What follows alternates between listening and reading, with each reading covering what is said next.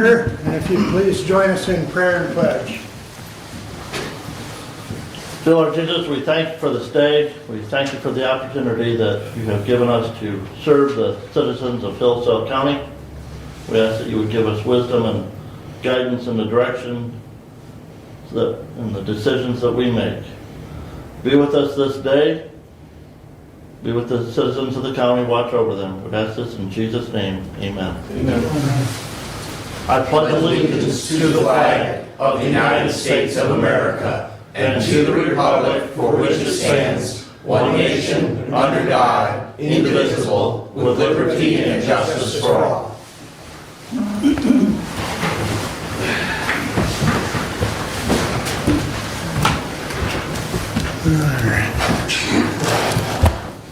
Brett, would you check to make sure the recording is in process, please? We had some technical difficulties last time. I want to make sure that we are not experiencing the same.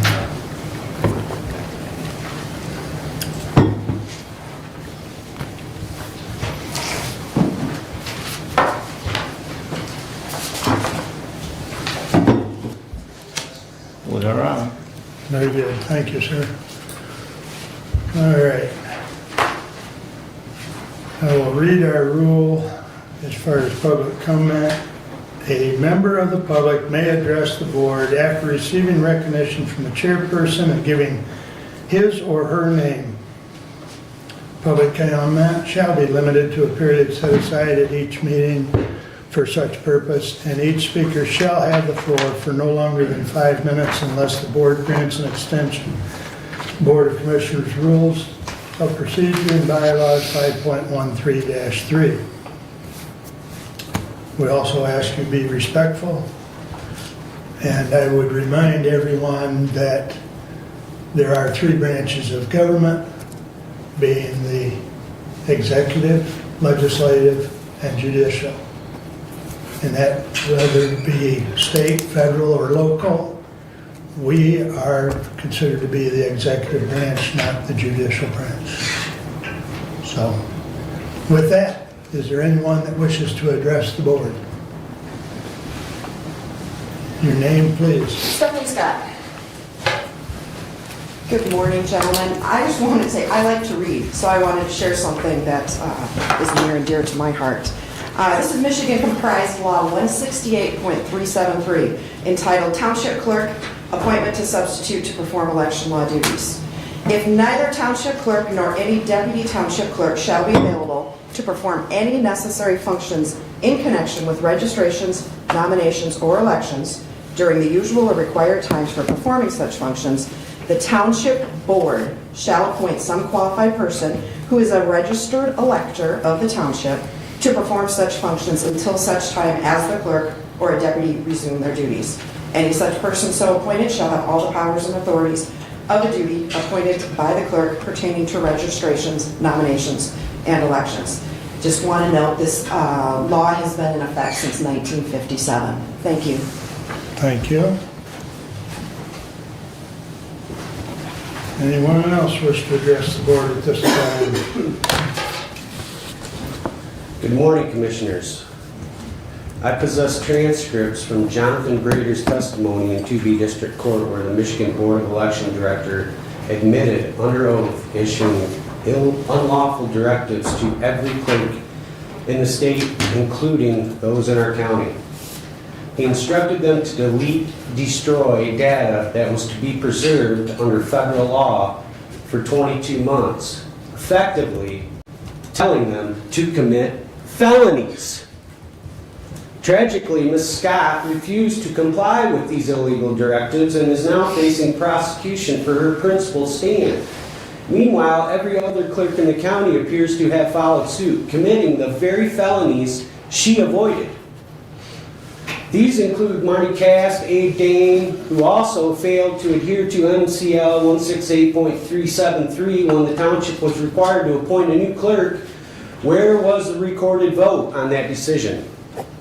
Mr. Dane removed ballots from Adams Township without any legal authority to do so, turning MCL Turning to MCL 168515, it's worth noting that the law imposes no explicit restriction. The legislation deliberately avoided stipulating limits such as hiring only certain individuals, capping expenditures at X amount of dollars, requiring state approval beforehand, or mandating state-sanctioned methods. They intentionally left this wide open for the importance of maintaining clean voter rolls. The biggest question remains, where is our sheriff in all this? And why has no investigation been launched into these serious allegations? Abe Dane is the sheriff's friend. Is that why there's no investigation? It's been stated in other 42 U.S.C. 1983 lawsuits, civil rights lawsuits, we have rogue public officials in our county, and it really shows, commissioners, because we have a county clerk that violated several laws and is still administrating our elections. I have the transcripts here from Jonathan Brader's testimony. I didn't print out the transcripts for Abe Dane, but I have those. I want to submit these for the record, for the public. Thank you. Thank you. Anyone else? Good morning, Lance. Morning. First off, I want to apologize to Doug because I talked to him last night and I didn't find your email, so I did find the email. To that, I sent you guys 2 emails last night, and you had received them. You I did? forwarded them to the other commissioners because I didn't see where you had sent it to everyone. I Okay. see where you sent it to Brad and I know I Matt. sent it to Brad and Doug. I don't really trust these guys. Okay. I think everybody's seen them, Lance. Okay, Go great. ahead. So I guess this is your opportunity to actually, do your jobs or be complicit. You can make that decision now, or it's up to you. Have a nice day. Thank you, Lance. Anyone else wish to talk, excuse me, wish to address the board at this time?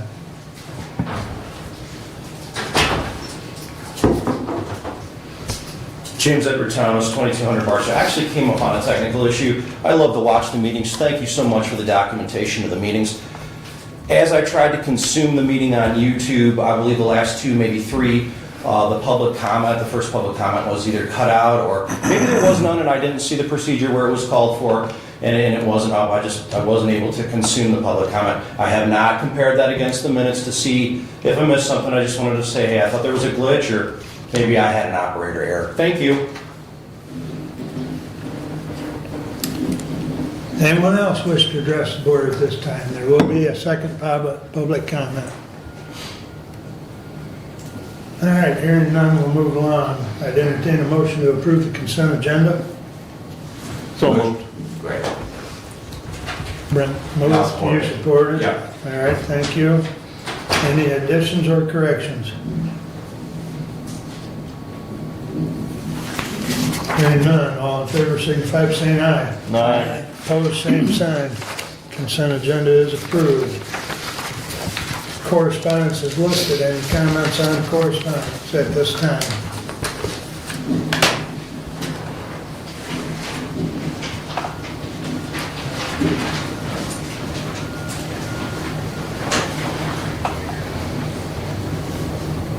Hearing none, we'll move on to the regular agenda. I'd entertain a motion to approve. Move to approve regular agenda as presented. Support. Any additions or corrections? Whoops, sorry, folks. The last individual was too quick and the timer is still going. All right.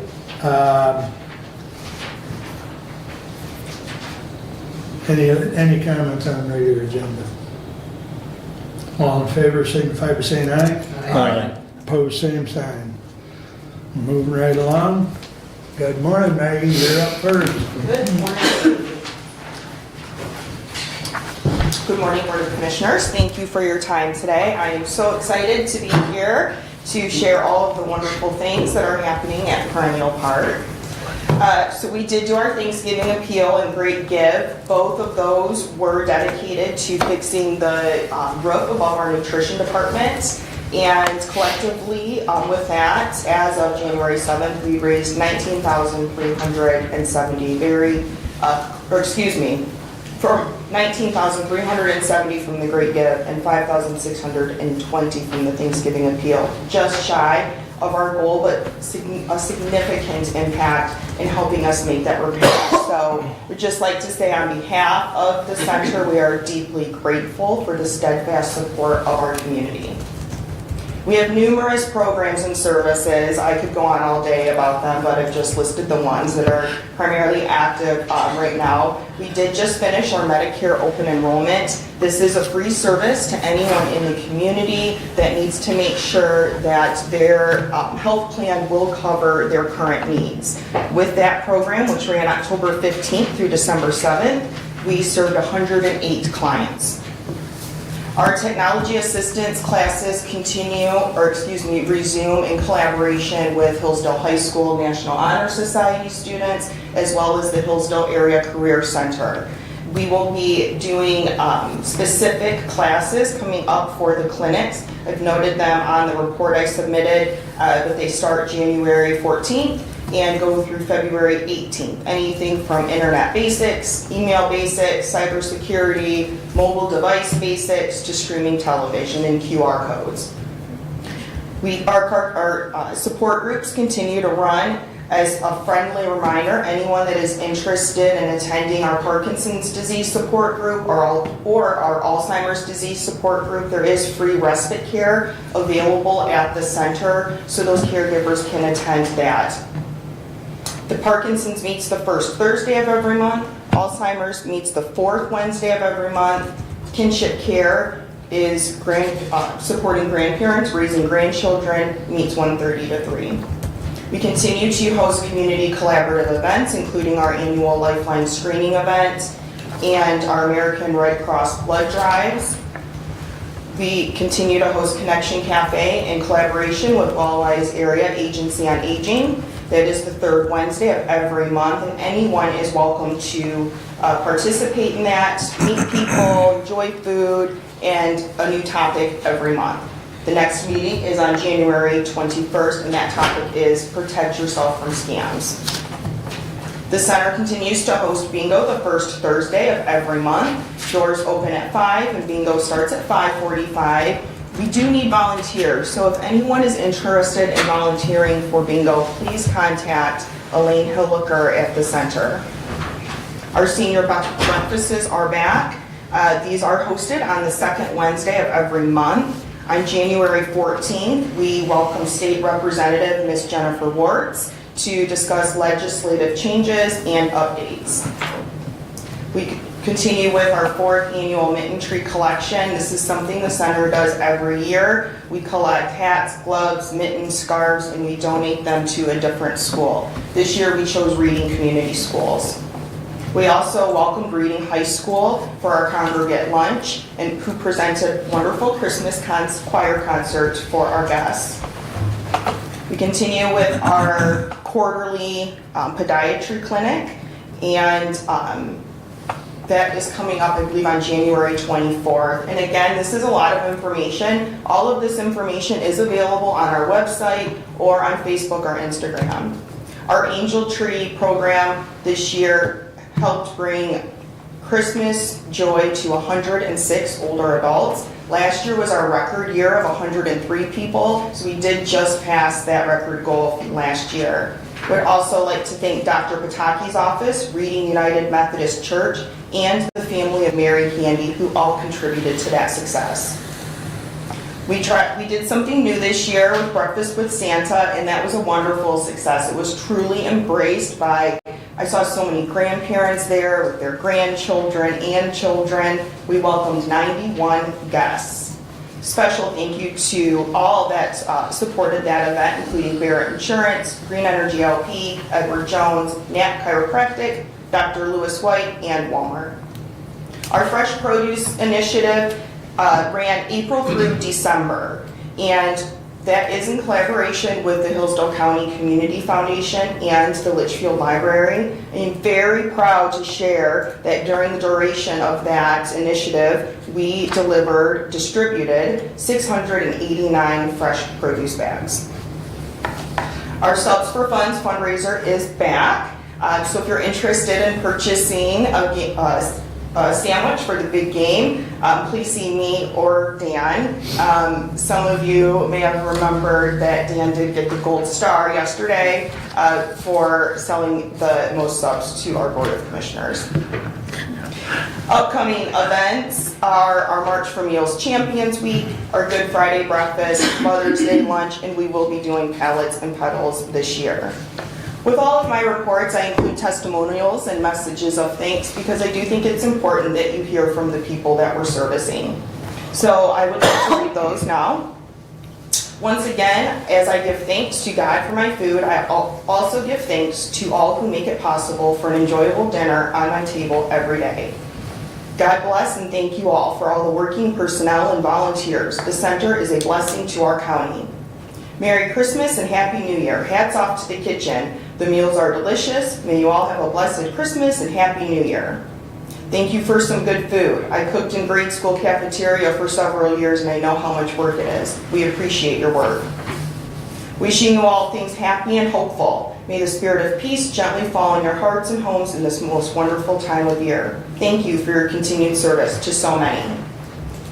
I just wanted to thank you and let you know how much it means to me to have all the fresh fruits and vegetables each month, which are not included in my budget, and especially the extended 2 months and the surprise extras in the November package. It is organizations like yours that make life a little easier and more healthy for people like me. Bless you all for your love and concern.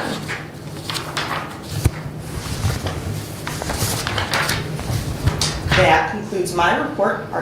I'm happy to answer any questions you may have. What time does your breakfast start tomorrow? 8:30, right? Yeah. 8:30. No? If that's all, then I will.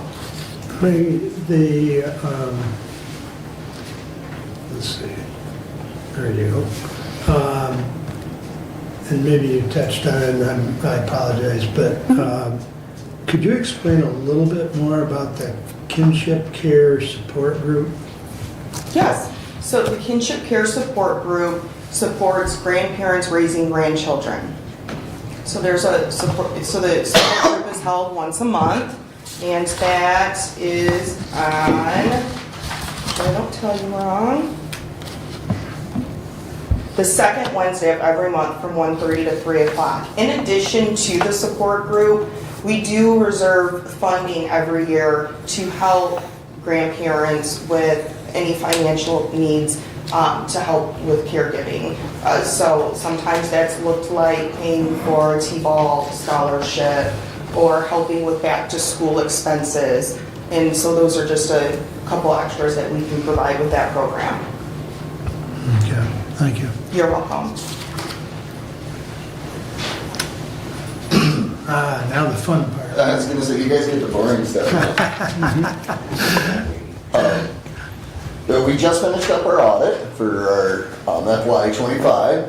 Everything went smooth, waiting on the report for that. Hopefully we can come back and report on that. We're working on closing up December, so I can't give you the first quarter of FY '26, but I can give you the first 2 months totals. We're looking pretty good revenue, actually better than what we were expecting, thanks to Wellwise and our other partners and our fundraising. Our fundraising has only increased over the years that I've been there at the senior center, and it's very inspiring to see the community come together for this. But as you can see on the report, we're sitting pretty good for the first 2 months. We netted $24,557, and hopefully we continue to grow like that. We are looking at amending our budget for FY '26 as things have changed after the first quarter, and things are looking a little better than expected. Any questions? Just a comment, and we didn't have this financial report till yesterday, Dan. but can you make it so that you don't miss out some of your column headings? I see that, yes. Thank you. And that's those technical things. Honestly, if that's the worst, that's fine. And so you're just showing your income and expense here for the first 2 months. Correct. Where does that compare to where you were budgeted? Actually, we were budgeting for a net loss of about $3,000 per month. So, yeah, things are much better. And our original budget was very conservative as well. So that's why we're looking at amending that. Well, I've just got to put a shameless plug in for themselves. But, they said the big game, and I see that you can't get them until February, and I thought the big game was Monday. As Indiana goes for their first national championship ever. Well, you got a point. Maybe you ought to start 2 sales, one for the college You know what? championship. You buy a couple, I'll get you. I'll guarantee you. Yeah, if you are interested in subs, though, just let me know. I'd like to win again this year. So. Or Maggie. Try me first, though. Dan, on this flyer, you need your phone number. My phone number, yes. So, any other comments or questions for Dan? Maggie mentioned the roof there. Yes. And I'm sure that there's plenty of funds in the agency to cover that. Have you got the roof fixed then? or- Not yet. No, that's scheduled for, I want to say, April, I believe. So, yeah. Yeah. And is it a full replacement of that or what? No, it's just a repair at this point. Yeah. Okay. Yep, it's the flat part of the roof over the kitchen. Those are always a problem. Yes. Yep. The less the grade, the more the, yeah. Yeah. But yeah, I'm working with full construction on that. So. Okay, Yep. very good. But again, thank you to the community for their support with the fundraising of that. We did have the funds in our reserves, yes, and that's the plan to use those funds. But the community came together for us. And so you're just repairing the flat roof or are you changing it to a peak? We're just repairing. Yeah. Okay. Anything else? Thank you. Awesome. Thank you, guys. Thank you for your time. Thank you, Maggie. All right, moving right along. We'll go into committee reports. Doug, you're up first. I have action items today. I'll begin with the first action item, Resolution 26-006 to Honorable Board of Commissioners, whereas Hillsdale County Board of Commissioners authorized signing of documents for the sale of Hillsdale County Annex Building, which houses To Be District Court by Resolution 23-077 on April 28, 2023, and whereas Hillsdale County Board of Commissioners contracted with National Center for State Courts to provide a courts needs study. And whereas the National Center for State Courts provided Hillsdale County with a needs study along with concept drawings for relocating To Be District Court to 25 Clear Drive. And whereas Hillsdale County Board of Commissioners awarded Expressive Architecture in the amount of $129,995 as approved in Resolution 25-080 for professional fees and services regarding architecture, engineering, and optional services of interior design, finish selection service, and electrical engineering design to incorporate a standby generator for relocating To Be District Court to 25 Clear Drive. And whereas Swint Consulting Services LLC has provided a proposed preliminary draft estimate of $3,566,127 for renovating 25 Clear Drive as location for To Be District Court. Now, therefore, be it resolved that Hillsdale County Board of Commissioners will relocate To Be District Court to 25 Clear Drive. Respectfully submitted and so moved. Doug Engels, Chair, Facilities Committee.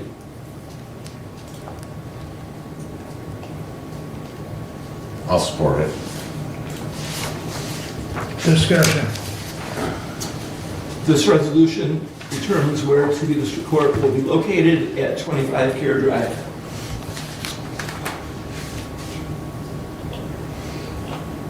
Randy, front and center, please.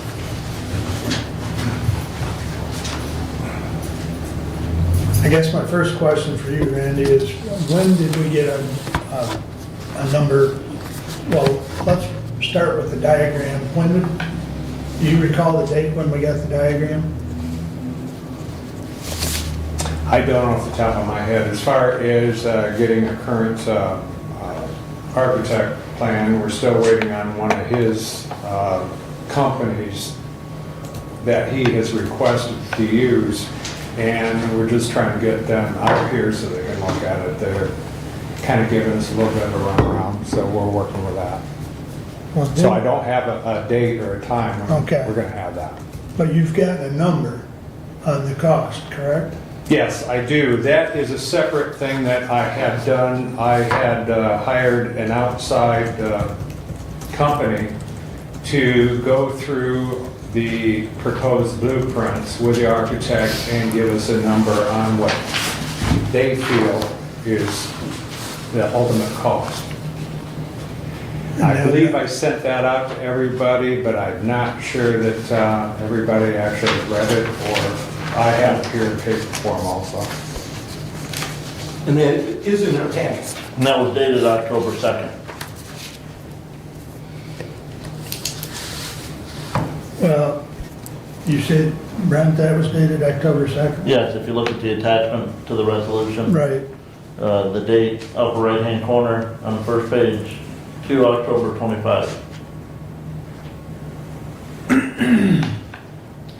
Well, and the motion, or, excuse me, in the resolution,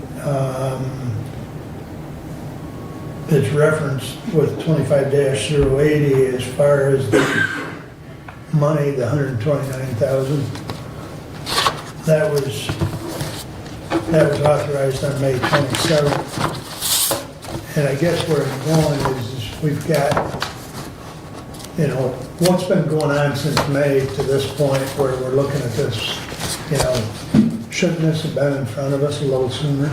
This resolution was brought in October or November and defeated. And we still had no financial Correct. number. We had no number at that time. Right. We have the number now, which was why the chairman requested that it We have come to numbers. us. I Yes. understand that. But I also wonder, and I'm asking why, once we got the number, which, as Brenda pointed out, was October 2nd, why wasn't this brought to the board at that time? Because we had the number. I can't recall the timeline of when the facilities committee has met, but I'm pretty certain that we have had discussion after we received those numbers.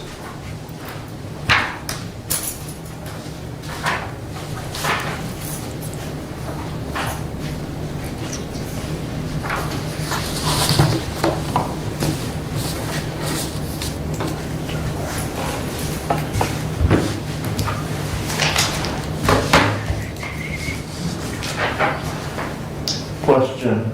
Go ahead, Brent. So 25 Care Drive, that is the current location of Lifeways. In this proposed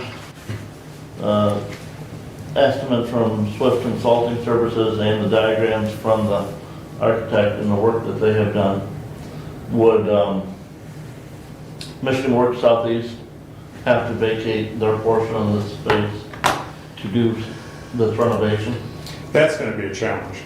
Our intent is not to move anybody out of there, but we will have to move them around a little bit because of the plumbing that has to be done from downstairs. So there will be some, but it shouldn't be a huge tear out downstairs. So access to the ceiling and Probably a little bit of work to the back wall where we're getting a little water in, but outside of that, it's my intent to keep Michigan Works right where they're at.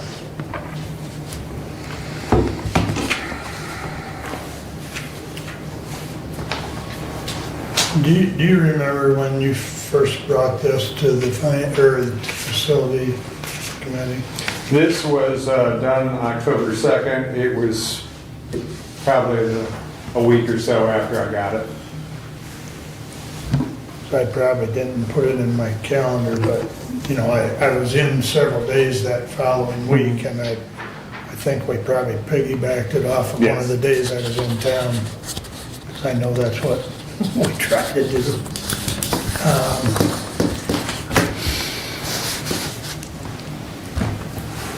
It's just my frustration that we've got a timeline on this, and it just feels like, you know, we're down to the point where I think we've identified a location, but we need to get that finalized, which is the intent today. And then we need to figure out how to fund it. And I think that's the elephant in the room. And so, I think it's germane to that discussion. Go ahead. So, Facilities Director Finley had sent to you and me You know, this on October 29, the estimate. I take your word for Yeah. it. I couldn't find it, so. Yeah, October 29. Okay. And the question was at that time, do you want to handle it? And then we've had certain discussions since then. No. But, you know, as I know Brad and I have talked, the time is ticking. And we're, So here we are today, Yep. and we need to vote on where 25 Care Drive is going to go. And, you know, for all the reasons you're saying, that we need to find the funding, we need to make the plans, we have wheels in motion. We spent, my guess is in about the area of $200,000 to try and get to this thing. By the time you look at architect and consulting fees that have been need studies and so on and so forth, and time spent, as a matter of fact, you know, today is a good day to make that decision that we're going to 25 Care Drive. well, first of all, I would hope you haven't spent $200,000 because you've only been authorized $10,000 and then $129,000. No, Commissioner, Was there one that I'm missing? yeah, we spent $50,000 on the first grant study for Okay. National Center for State You're right. Courts. You're Then right. the additional 10,000, so there's 60, and then 29. 129 that's been authorized. I don't believe we have expended that No. figure yet. No, Right. Randy told me the other day that he hasn't come close to expending that. So that's where the 200 comes from. Thank you. I forgot about the 50, but And I think that there were some concept drawings for the DHS building as well that probably were as part of those. could be considered part of And- So we this. could look at that space As well as that first 50 also provided concept drawings for additions onto the historic courthouse. Yes. So, And I know, I believe we still, if we expended all the 130,000 for the architect, the sale of the annex proceeds, I think we would be left with about 250,000. And I'm looking at a let's just say 3.6 million. You know, if you add 10% for contingency, you're $4 million. We don't have the budget capability of funding that. In the current revenue structure and expenditure structure that we have, $4 million. How are we going to pay for that? In addition to paying for that, when LifeWaves moves out, we also lose revenue. Or we have to make up that revenue as well, or we have to cut expenses. So I cannot support, saying, well, we're gonna move district court to 25 Care Drive and we've got $4 million to spend to do it without the plan for where the $4 million is going to come from. Randy, you've had discussions with Derek, I believe, on that particular topic of funding. Do you want him to address that, or do you want? Yes, I do. Derek? Randy would be more than happy to yield that one. Kind of figured. So, I've talked to Randy, I've talked to Commissioner Eagles, talked to Commissioner Leininger. We obviously have a tight budget. We saw that with the 25 budget process. The way things are structured now, I don't see where funding would come from. Obviously, you'd have to borrow the funds. And so you're talking about some kind of bond repayment is what you're really talking about funding, which is, we wouldn't know what it would be until we did that legwork, but call it $200,000 a year that you'd have to find, you'd have to And that's you'd have on, to change our current budget structure to be able to fund. that's on a 30-year payback, right? That's on 30 years. 30 years. At $4 million, you're talking a interest rate of 4% or less to get that. And that's not counting the $130,000 of lost revenue. Correct. If you added that in, then you're talking about 330. 330. We get some increased revenue based on, tax collections, but, we have a pay schedule in place. We have unions in place that have, scheduled wage increases that I would see that would take up most, if not all, of any kind of tax revenue increases that we get year to year, assuming we even get any tax revenue increases. So as I've told Commissioner Ingles, you'd have to change how the general fund is structured now to be able to do it. That's nothing that I've started doing. I've not looked at, hey, if you cut this, you can do it, okay? So I'm not prepared to really say how you get there, but that's what you would have to do, I believe. But we would have to cut something. Staffing, service, something. Or find some additional revenue that we're unaware of at this time. Go ahead, Doug. So by statute, we are required to fund certain items. We also fund certain items that support those things we're required by statute to fund. The third element is items that the Board of Commissioners choose to fund. As Finance Director has said, the way it is currently needs to be shifted. And if that's the case, the Budget Committee then would answer the questions of what needs to be shifted, bring it to the Board of Commissioners, and the Board of Commissioners would vote to decide. That would be the process. What those are right now, Budget Committee hasn't discussed those things, with the Finance Director. But what we do know is that in October of 2028, the annex building is vacated by Hillsdale County. We've been talking about the move of where this court is going to go for a long time now. I've brought resolutions one previous time and withdrew one that wasn't brought to the Board of Commissioners, but today I have one that includes the steps that we've done and the dollars, which we didn't know, as a proposed draft estimate. We need to know, the Facilities Department needs to know if we're going to 25 Care Drive. If we're not going to 25 Care Drive, we need to know that as well. Not only do we need to know, Tooby District Court is on high anxiety on where they're going. we have talked about and intended 25 Care Drive for a long, long time. We've spent a number of dollars towards that end. Today, we have a resolution that defines 25 Care Drive as the destination of 2B District Court.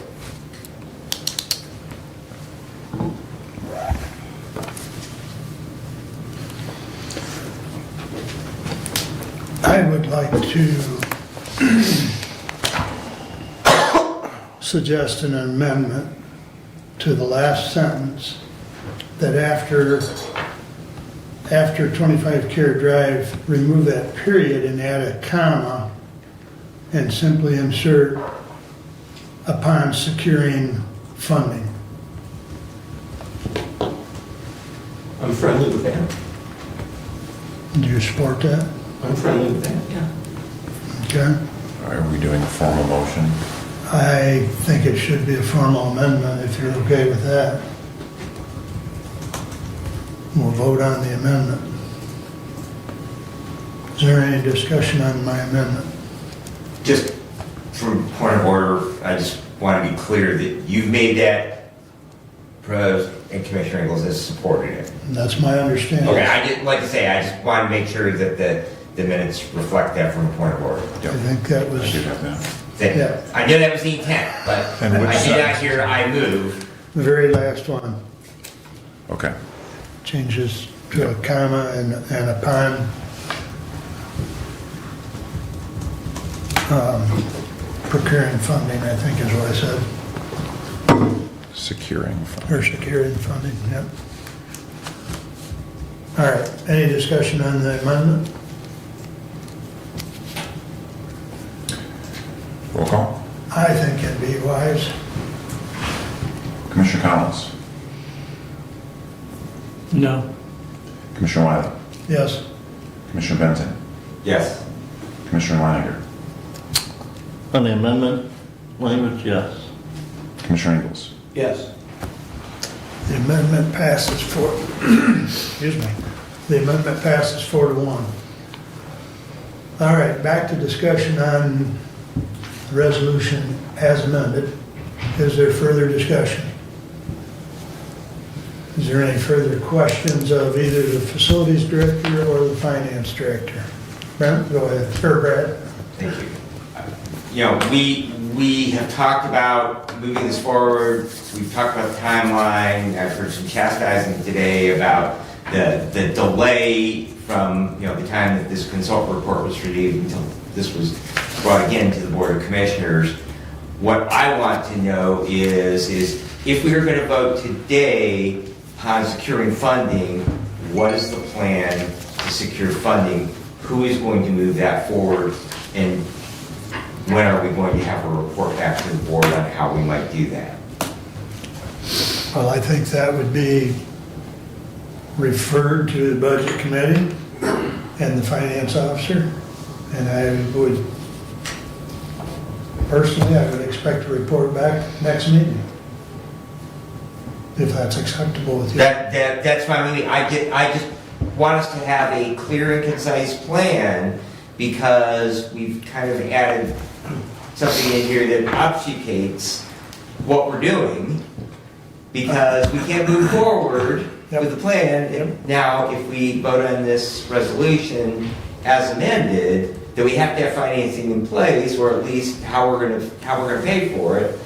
I just want to make sure we have a plan on how we're going to move forward with that. Well, I think according to our rules, the chairperson can appoint a two-person committee to review that, and that two persons would be the budget committee, and we would add the finance officer in.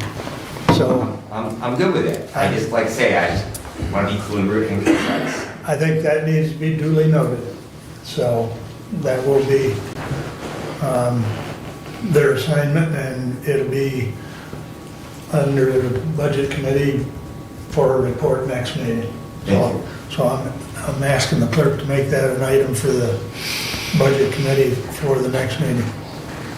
So just what you wanted, some more work. So, but to that point, Commissioner Benzine makes a good point. So, And My comment is we can come back and say, well, this is how we would secure the funding. The issue then becomes, how are we going to pay for it once we secure it? Well, I think And that's part of so- your assignment as well. I mean, you need to bring the whole package Well, back. it has not passed yet, Commissioner. Well, this is true. This is true. But should it pass, that's the direction. Would a millage be out of the question to try and secure funding instead of cutting staff and programs that we already have in place? I think I'd be more in favor of a millage than I would be of cutting staff, because under my time on the board, we've never laid anyone off, and I feel pretty good about that. And there are less people employed today than when there was when I came on board. As far as our treasurer's office, clerk's office, you're looking at me and I know what you're thinking. The courts have more people, but in respect to our core functions of the clerk, the treasurer, and so forth, we are at least one or two people less than when I came on board. So, but I know from your look, you're thinking the courts, and you're absolutely right. Countywide, they're not. There's more people there, so we'll leave that one alone for the moment. Doug, go ahead. So we're getting a little bit off Yes, topic Yes. in terms of talking about a millage. And if we were to go down that path of discussion of the millage, that will take us off of, discussing 25 Care Drive. I don't think that a millage, well, I think that question's germane to the assignment to, should it pass? Yeah. Make that, but that millage subject is germane to the assignment to the budget committee, yes. so. All right, anything on, before we vote on the resolution? So we're gonna vote on the resolution as amended, and we will need a roll call, please. Commissioner Wiley, Yes. Commissioner Benton, Yes. Commissioner Leininger, No, Commissioner Ingles, Yes. Commissioner Collins. No. Gentlemen, it passes 3-2.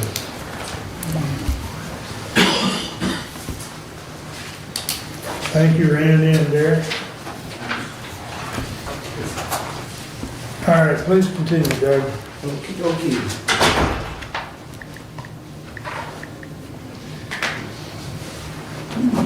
You have in your packet the resolution from the Hillsdale County Parks trustees regarding their 5-year plan. I move to accept the 5-year plan as presented by the Hillsdale County Parks trustees.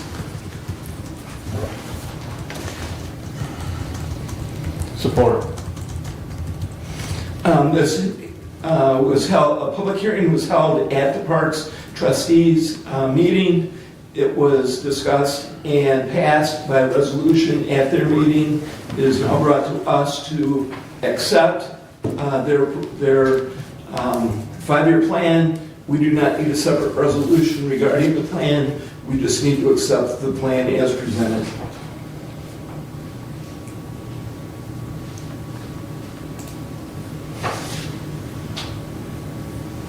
That doesn't, just a reflection in our minutes that we've passed this, we don't need to sign off on this other than by motion. Is my understanding correct? Okay.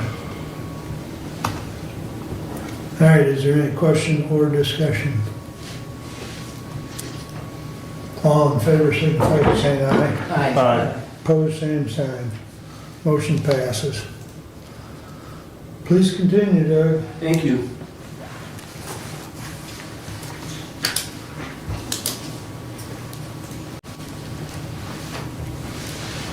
My next item is a discussion item, not an action item. Discussion on proposed tree harvesting at Lewis Emery Park. There are certain dead trees and others that need to be harvested for the health of the forest.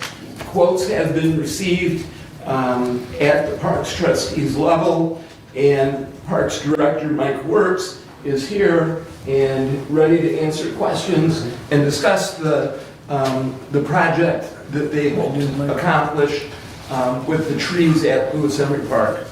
Mike, thank you. Thank you, Howard, and here, gentlemen. This is not a money grab. It is for the health of the park as well, but we would actually benefit from some of this harvesting.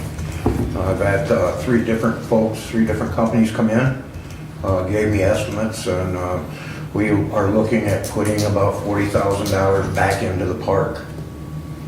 And that would be in addition to our appropriation. That way we can use these funds to fund the projects that we did not get funded, such as a pond, buying pellets for the pond, application of the pellets, a new roof for the community center. And that would take pretty much all of the funds that we have coming our way back into the park. We've looked at different ways of funding ourselves, and this is a pretty good idea. I'm looking to get some support from it, but it all hinges on the fact that we need to take care of the park. We haven't done any management at all as far as lumber or timber. This will allow some of the younger growth to continue and grow and prosper by removing some of the deader stuff. So that's the proposal for our tree harvesting. So, Mike, I guess you've had three companies come in Yes, sir. and give you estimates as far as harvesting the timber. Correct. So the $40,000 is generated from the sale of the timber. That is correct. Now, whoever's doing the harvesting, are they gonna clean up the Yes, they limbs and will. everything? They will. What about I'm sorry, I don't mean to interrupt, but I would propose to leave some of the tops Yep, for bunny housing and things like that for the wildlife that is in the park. okay. But for the most part, everything is going to be cleaned up. This is off most of our well-traveled areas, Okay. so it's not going to impact any unsightly stuff. So you're not planning on stump removal then, or what? No, not the stump removal. Okay, okay. Any other questions? Go ahead, Brad. So, yeah, I don't know that it's a question, it's just that this is the disposal of a county asset, and so the dollars would go back to the general fund like we would dispose of any asset. Parks could ask for appropriation, but I just wanted it understood that this is not automatically a transfer of $40,000 for the sale of a county asset to the parks trustees in order to be able to appropriate to make up for revenue that may have not been budgeted under the appropriations process. I understand that, but the funding would be used to augment our $355,000. That's the disconnect. It's not an augment. It is a general fund asset. It is no different than we were to sell any other item that was owned by county government. That money goes into the county general fund, and there could be a request made for an additional appropriation. But this is not an automatic augmentation of your budget. And I just want that understood for the record, that those dollars are not available to spend until a request is made and a budget amendment has been approved. Absolutely. Okay. Budget Chair, please. I have a couple of other concerns first. My first concern is potential deed restrictions on tree harvest. Because that property was gifted, in essence, to the county by the State of Michigan Department of Natural Resources for public purposes. And has any legal counsel been sought out to discuss whether harvesting trees on that property conforms with that public purpose designation in the deed that the county received ownership of that property from? I have not done any of that research yet. Okay, because I think that needs to be done. Additionally, back to Commissioner Benzing's comment regarding disposal of a county asset, if we're going to work to harvest, if we can harvest trees from there, and I know the deed restriction out at Taft Talbot Park is even, you can't cut a tree there unless it's, Actually hits the ground. well, or unless it's a Danger. a danger or a hazard, because in that deed restriction. But I think, you know, as just, well, thank you for reaching out to the 3 companies, but I think our asset disposal policy says we actually have to publish that we're seeking bids for that. And so we have to, there's a process to go through. So the 3 bids that you got, you know, thank you, but we have to comply with that asset disposal policy, which may mean, you know, here we're gonna mark the trees that we're gonna consider selling, submit sealed bids, and we don't put them and determine who the winner is.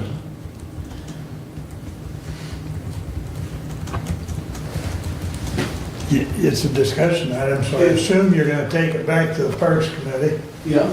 Well, I And my other concern, and I understand you thought, you know, hey, we didn't get all the allocation requests that we have.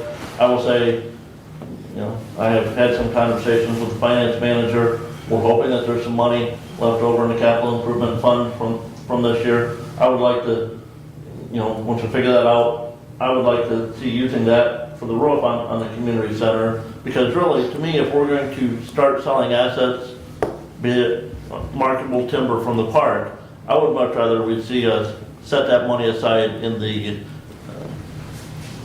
community foundation Amen. endowment fund to continue to see annual returns on that, not just one-time lump sum return. Sure. Mike? No, gentlemen, this was all something that we just wanted to feel the water, test it out, see what we had coming in, see what the possibilities were. And again, I think the first thing we need to do is clarify through legal counsel, looking at the deed, making sure that we can market timber from that property.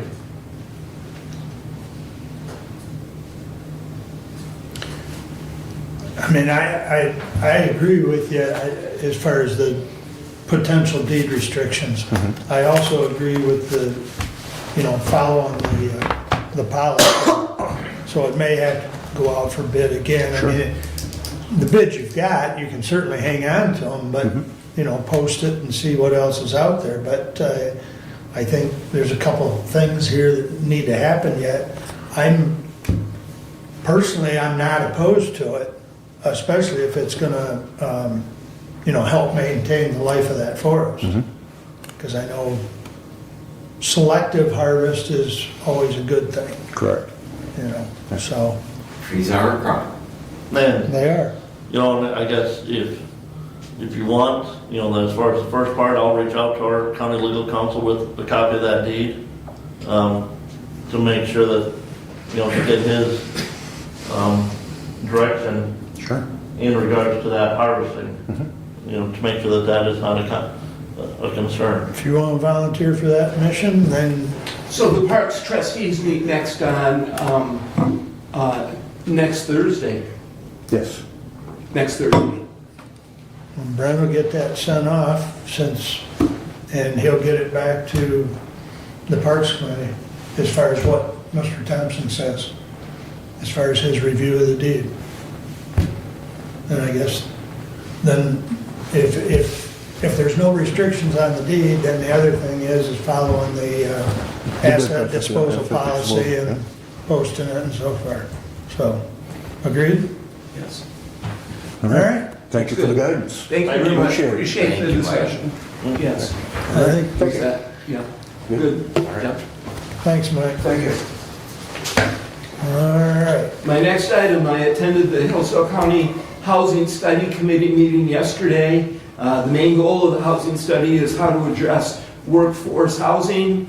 Currently, they have a vendor who will do a survey and analysis and with data to make recommendations based on what he finds on the housing that we need, whether it's apartments or single family dwellings, or how what the end result is. Required for that study is $35,000. They currently have $17,000 and are seeking additional funds so that they can do their project.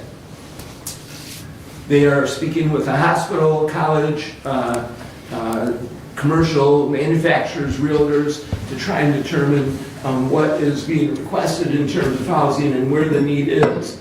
This will be a professional analysis to determine a baseline of where we are in terms of housing and what is needed in Hillsdale County. The group that will be doing the research is the DeSalvo Group, which has extensive experience in rural Midwest counties, particularly Williams County, Defiance, Ohio, Sandusky, proven ability to analyze rural housing markets, and their proposal is the most cost-effective to align with Hillsdale County needs. The reason for the housing study, as discussed and described, is that Hillsdale County has never conducted a formal housing study. Local employers report challenges in recruiting due to housing shortages. Communities such as Reading, Litchfield, Jonesville, Hillsdale lack current data on demand for rental, for sale, and senior housing. The study provides evidence-based insights for long-term planning. And the study itself will provide accurate data on housing availability and affordability. They will identify gaps in rental, for sale, in senior housing. They will look at the demographic trends and the future housing demand. Look at economic insights, which include wages, the commuting and labor force. And we will provide, in the study, developer-ready data to support new housing projects. That meeting was yesterday. They meet about once a month, takes about an hour. And so this is where they're moving. If you know anyone that would like to be involved in the housing study, please let me know. The EDP is the administration of the study committee, and so I can get with Sally Clark as well. So that will move forward. Stay tuned for more information. The IT director is working on a contract with E911. If you recall, it was discussed at our last meeting to have a contract rather than having it be part of the payroll of IT. So that is being worked on. I expect that I will have for you a contract to be presented at our next meeting, January 27th.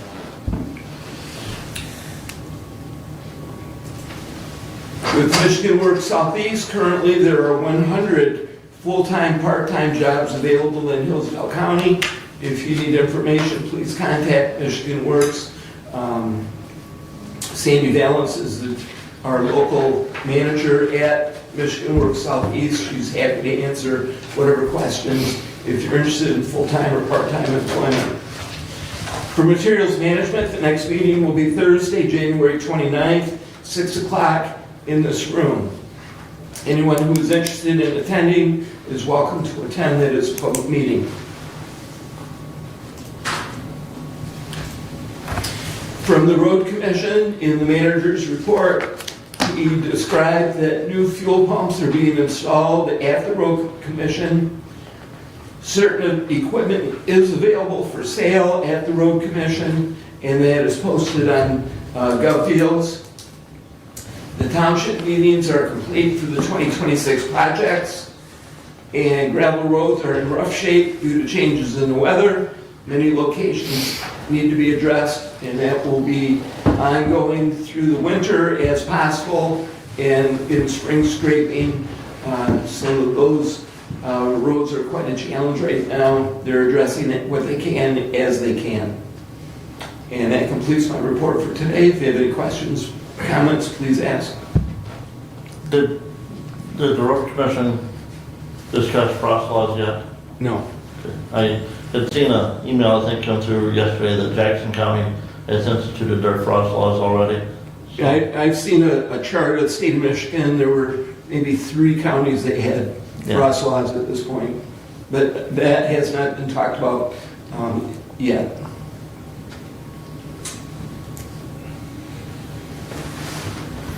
It's been an on again, off again winter as far as the temperatures. And it's gonna be Cold, on. we've got snow cover, and I don't know that the ground is frozen at all, so. Oh, I guarantee you, out in the fields, not so much. Yeah. I mean, Yeah. you have to be selective of, My hay guy was definitely judging the weather as to when it would be frozen enough for him to drive back to my barn, so. This All right. weekend. Yeah, this weekend maybe works. yeah. Any other comments for Doug? All right. That brings us up to Kevin. I had a VA meeting, is all I've had, and yesterday, and we elected the board members. And also, there was a discussion about getting ready for scholarships for the high schools in the county. And getting that out, information out, hopefully next month. And that's all I have. Any questions for Kevin? When's your next senior center meeting? Our next meeting that we have here, it's in the afternoon that day. Oh, okay, okay. All right, very good. It's, yeah, whatever that'd be. 27th, I believe. Yep, 27th at 3 o'clock. Okay, thank you. And Maggie did tell me that they did move the gas meter is all done. It is in their name now. She told me that this morning, Okay, okay. that it's all taken care of. Transferred over to them versus us, yep. Yep. Did you have any feedback or comment on Fayette Township meeting last night on the solar panels? I was at Scipio Township meeting. No, okay. So, no, I don't. Someone said you were there. Was there any? Just a lot of comments. They had 40 individuals stand up and make public comment, and major concerns were the financial connection between some of the supervisors in land sales for the solar panels, also environmental concerns, and which include not only possible pollution off the solar panels, getting into the groundwater, but also just the aesthetic look of solar panels in comparison to, some of the folks had, purchased property to have retirement homes without solar panels, and the concern is now I'm surrounded by solar panels, and, my pristine view is no longer, of woods, it's going to be of solar panels, and my property is surrounded, many comments of that nature. It was very civil and informational and well attended. My guess, without knowing how many of the high school auditorium seats, it was full, minimally 200 people. So. No, I went to Fayette the month before, and Fayette, Scipio, and Litchfield all meet on the same night at the same time, so. I know it's tough. So they did announce that there will be a Fayette Township Planning Commission meeting at the high school in Jonesville next Monday at 7 p.m. And they will discuss again the solar panels and the project, and they seem to say that there would be an application that would require approval at that meeting. So. I know there's plenty of it in the news about that. Because the meeting was rescheduled, because it was supposed to be last week, wasn't it? It was actually, yeah. The planning Planning commission was supposed to be last week, Monday. Yeah, the Okay. planning commission was last week, but they ended up canceling it because there were 60 people showed up. Okay. And they didn't have room for them in their community Right. center. Their hall is If you ever been in there, Yeah. there's like 10 chairs. I've been there. It's, So new, but it's cozy. yeah, exactly. That's a good word. it's for bigger it. than Moscow's, but not by much. Yeah, yeah. All right. Well, anything else on that? All right, moving on then. Brings us up to Mr. Brad, your turn. All righty, I will start out with my action item, 26007. To the Honorable Board of Commissioners, we, your Public Safety and Judiciary Committee, recommend adopting the 2026 authorization of payroll deduction agreement between the County of Hillsdale and the employees of the Hillsdale County Sheriff's Office. The county shall advance funds to the employees for the purchase of law enforcement equipment to be used in the performance of the employee's duties through a payroll deduction as follows. The employee agrees to repay the county by a payroll deduction of 27 equal installments of $35.19 for a total of $950 per employee upon completion of this agreement. Payments will commence on the first pay period of January 2026 and will be completed with the final pay of 2026. In the event that an employee leaves employment with the county prior to the completion of this agreement, the employee agrees to have the outstanding balance of payments due deducted from their final paycheck from the county to satisfy the balance due under this agreement. And this deduction is to offset $10,450 to be paid out of, and I'm sorry, I do not have the account number in that resolution. I did submit this to finance and did not get that back. To the Michigan Police Equipment Company, 6521 Lansing Road, Charlotte, Michigan, 48813, and I would move for adoption. Support. Thank you. This is an annual thing. We do this every year. And basically what it does is that we advance the officers, employees, they have a credit, Michigan Police Supply, which they can then spend, and then it is taken out of their check. So basically what we're doing is we are basically advancing the money at no cost to them, and then it's paid back over the course of the year. Commissioner, forgive me, but I thought that we had used local gun shops for this in the past. We had one time previously, that was a change last year, and I had questioned that at the time that occurred.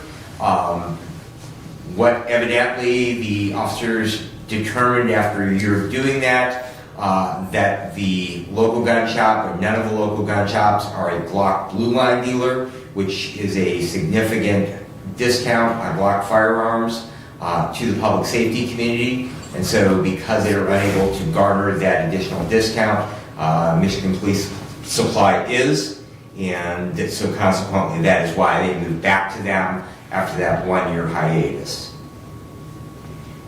I do know there's a bigger deduction of what you can buy something for if you are a police officer, corrections officer, or in that I've line. one time taken advantage of that program, and it was a fairly significant discount.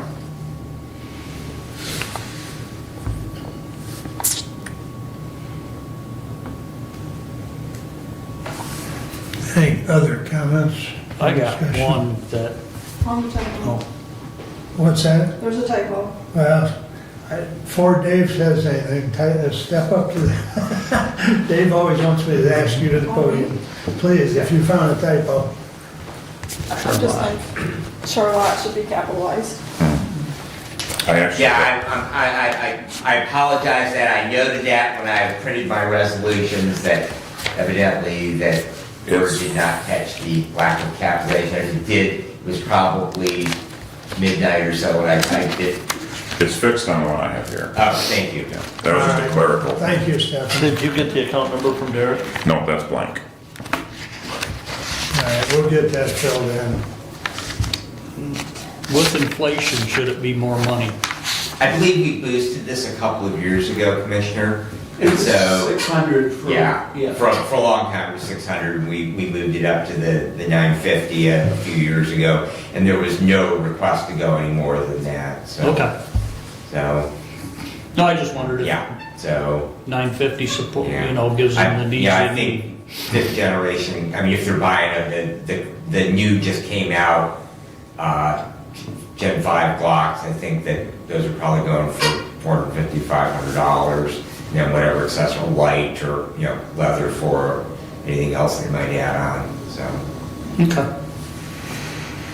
All right, anything else?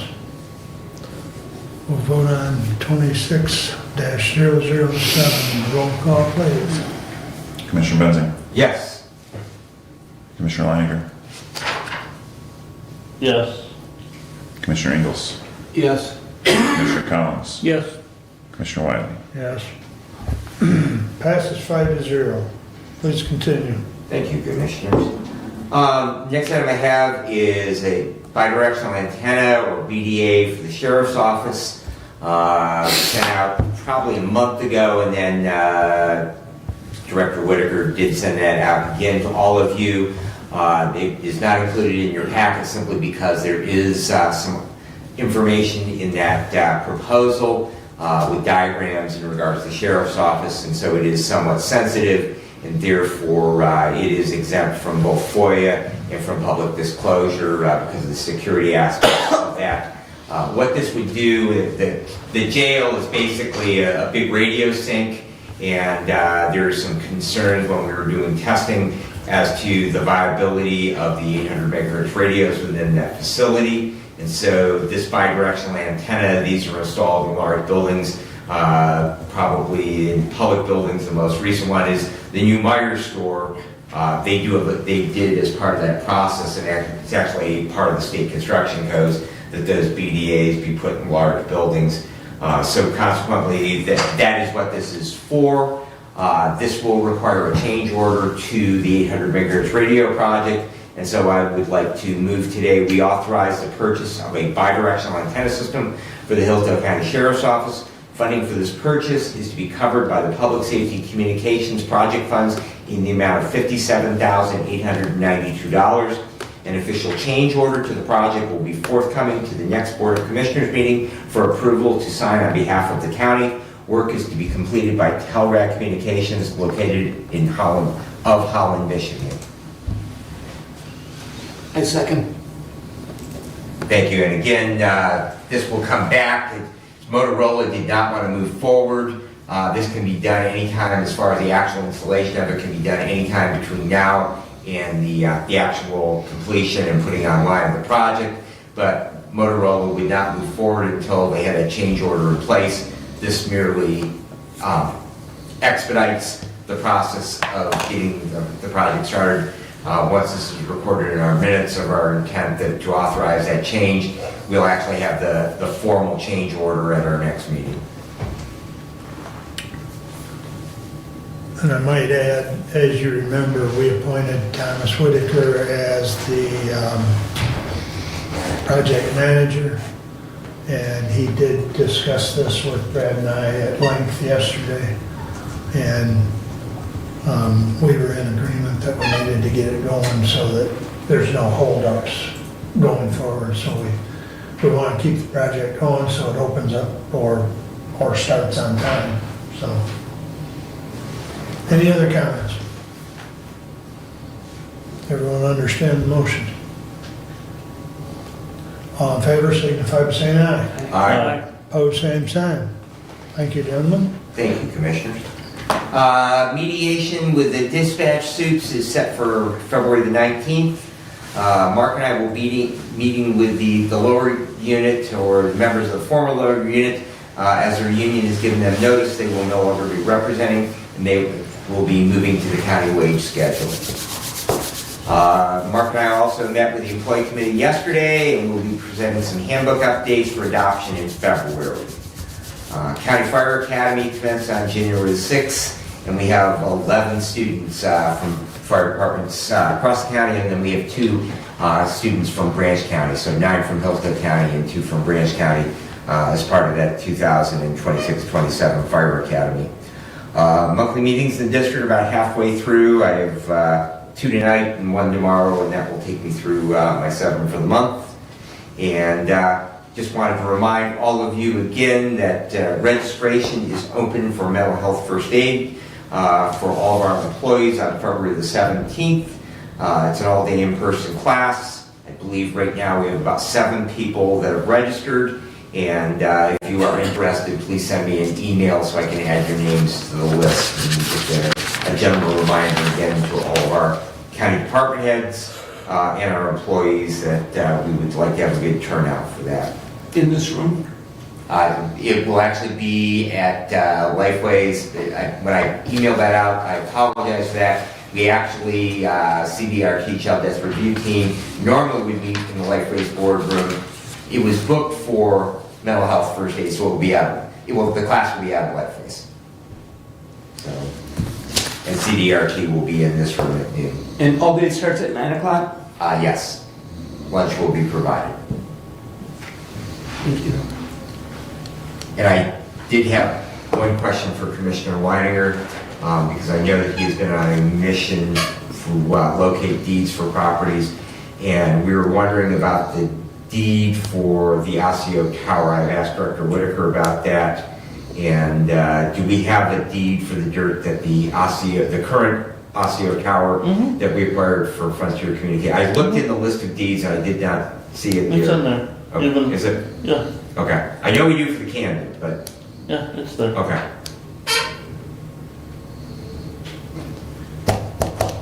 Thank you. Okay. Anything else?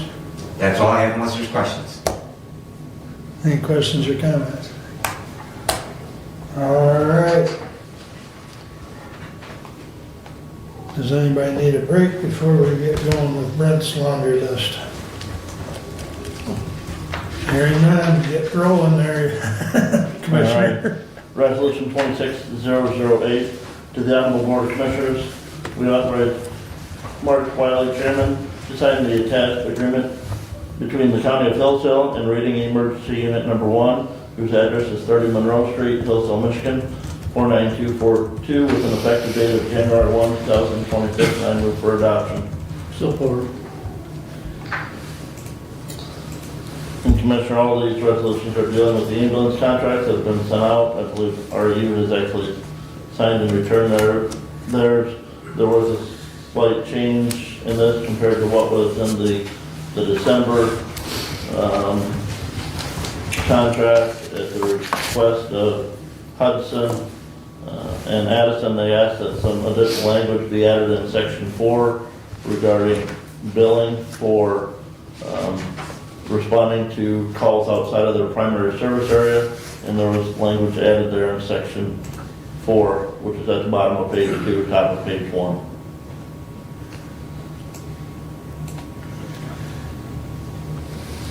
And that language that agreed to between the agencies remains as presented, because It does remain as presented, yes. Okay. And I did speak with Director LaPorte yesterday. She did confirm that she had signed her copy. I know I talked to Chief Freese from Somerset a few weeks ago, and he wanted his board to approve it. And I had a conversation with Supervisor Shaw last night, and had a phone call with Mr. McKnight at Brett Walden this morning, and he'll be getting his in, so as well. Very good. And if I might continue. Go ahead. I just wanted to express that, some continued concerns that I have in regards to the contract. And this is collective. It's really, number one is that we basically have an agreement, but there is no minimum staffing requirements with any of them. There's a lack of incentives for improvement outside of simply we ask for a report semi-annually in regards to service enhancements, nor is there a penalty for underperformance. A number of EMS contracts with agencies will have certain response times, failure to respond to calls, things like that there are financial penalties. And I do continue to have some concerns about that reserve fund. I know now we will be rebating back. We will cap that under this contract. And then any funds over and above that will be returned back. That is what we used to do. That basically, that goes back to the idea that those funds belong to the agency that serves that area. And the idea of creating a fund that can provide for, number one, some financial stability for an agency that might at some point encounter a financial issue, and have some funds that can be applied globally across the county or for training or other things. I do think that is an appropriate method And we have seen in the past where the agency has come together and agreed upon expending some of those dollars in that reserve fund for something that benefits all the agencies throughout the county. But to that, I appreciate both yourself and Commissioner Collins for your work with that. I know it was not an easy process. I have negotiated several of those contracts going back to my previous incarnation with Commissioner Burka. And it's definitely not the best audience sometimes, and can get rather raucous. So I do appreciate you seeing it through and bringing it to a conclusion. And Commissioner, in regards to the hold back funds, especially from the prior millage, the key there is more of an accounting issue than anything else, because the previous millage was 2 millages, and one of those encumbered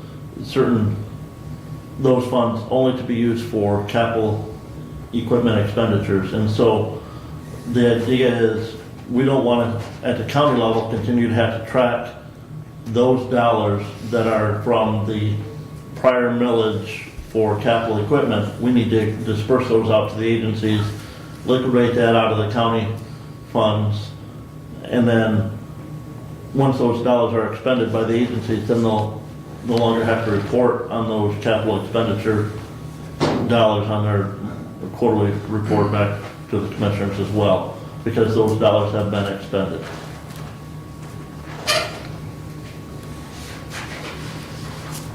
Any further discussion? I have a question. Please. The 5 contracts we have are the same except for the differences that you added. The contract language is exactly the same for every agency. The only difference in the contract is the Appendix B, which Appendix A and Appendix B, which the primary service area, and then the payments to each agency projected are over the next 3 years. But the language itself is the same in every contract.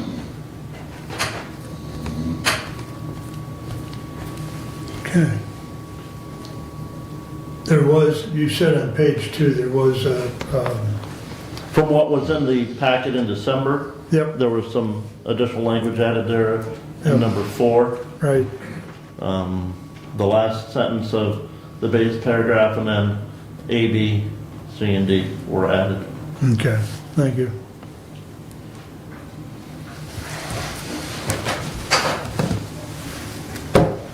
Anything further? A roll call, please. Commissioner Leininger, Yes. Commissioner Ingalls, Yes. Commissioner Collins, Yes. Commissioner Wiley, Yes, Commissioner Benzing. No.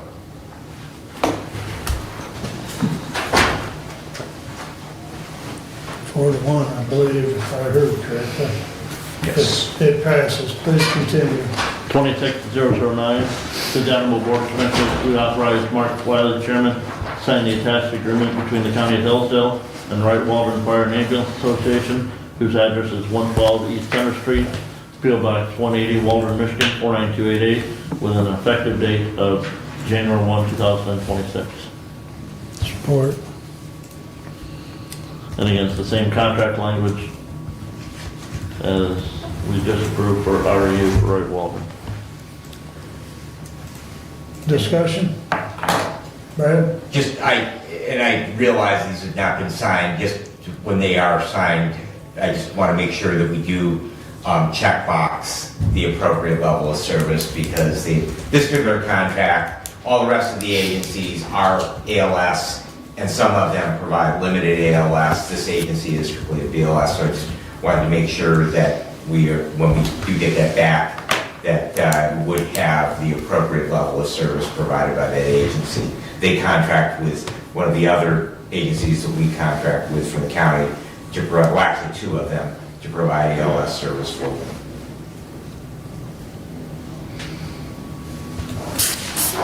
It's on the first page of the contract in C.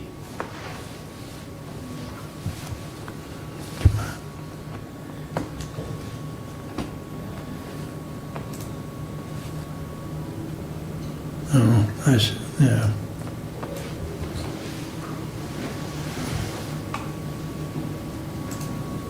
Okay. Anything else on this one? Roll call, please. Commissioner Ingalls? Yes. Commissioner Collins? Yes. Commissioner Wiley? Yes. Commissioner Benzing? No. Commissioner Leininger? Yes.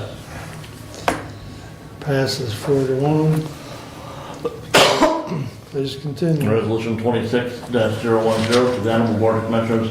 We authorize Mark Wiley, Chairman, to sign the attached agreement between the County of Hillsdale and Hudson Area Ambulance, whose address is 121 North Church Street, Hudson, Michigan, 49247, with an effective date of January 1, 2026. And I move for adoption.